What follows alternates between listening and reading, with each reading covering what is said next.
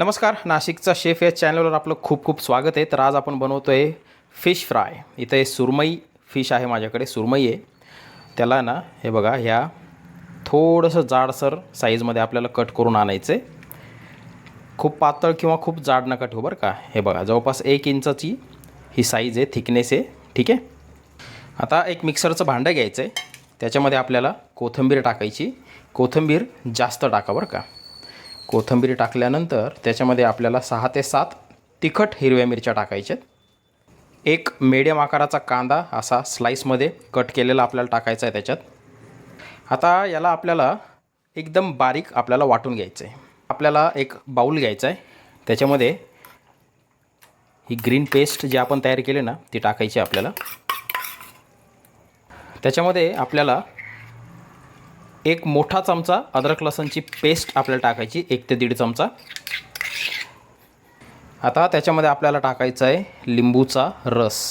2 लिंबू, चांगले रसदार लिंबू घ्यायचे आणि ते पिळून घ्यायचे. त्याच्यातल्या बिया वगैरे सगळ्या काढून टाकायच्यात आणि दोन्ही लिंबू त्याच्यामध्ये पिळून घ्यायचेत मस्त.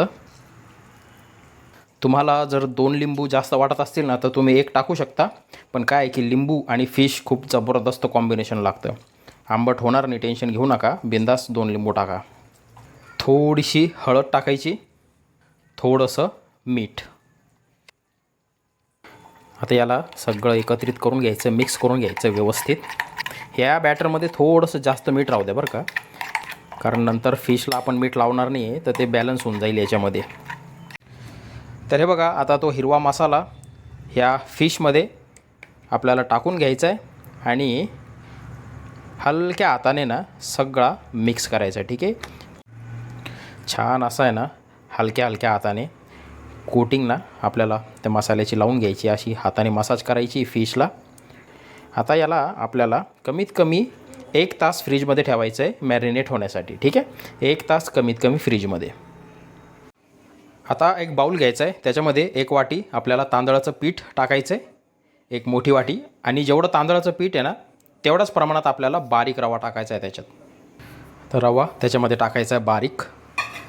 थोडंसं मीठ टाकायचं आहे त्याच्यात. आता हे सगळं आपल्याला एकत्रित करून घ्यायचं आहे, व्यवस्थित मिक्स करून घ्यायचं आहे. तर हे बघा, 1 तासापासून आपली फिश छान मॅरिनेट झालेली आहे. आता एक फायनल मिक्स करून घ्यायचा त्याला.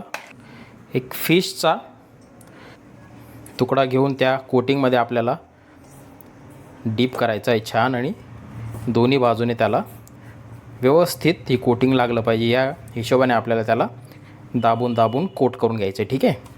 आणि उरलेलं थोडंसं फक्त हलकंसं असं झटकून घ्यायचं आहे. आणि बघा, हे अशा पद्धतीने आपल्या सगळ्या फिश रेडी करून घ्यायच्यात. आता एका पॅनमध्ये तेल घ्यायचं आहे. हे फिश आपल्याला दोन्ही बाजूने छान मीडियम टेम्परेचरवर फ्राय करून घ्यायचं आहे. तेल आहे ना अगोदर गरम करून घ्यायचं आहे छान, आणि नंतर लगेच मीडियम करायचं बरं का, नाही तर फिश आहे ना आपली टाकल्या टाकल्या जळून जाईल. हे बघा, मस्त. याला किती वेळ लागतो आपण बघू. एक साधारणतः 2-2.5 मिनटं दोन्ही बाजूने, म्हणजे 5 ते 6 मिनिटं या फिशला लागले पाहिजे फ्राय होण्यासाठी. हे बघा, छान फ्राय झालेली आहे. एक 6 मिनिटं मला लागलेत. आता टिश्यू पेपरवर काढून घ्यायची ती फिश. तर बघा, टिश्यू पेपरवर काढल्यामुळं एक्स्ट्राचं जे तेल आहे ते सगळं निघून जाईल. आणि अशाच रीतीने आपली सगळी फिश सुरमई आपल्याला फ्राय करून घ्यायची. तर हे बघा, अशा रीतीने मस्तपैकी प्लेटिंग करून घ्या.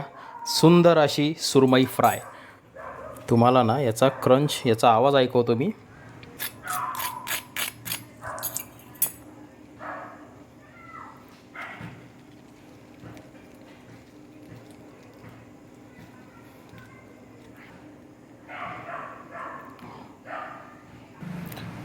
याला टेस्ट करून बघू आपण. एक नंबर. ट्राय करून बघा मित्रांनो.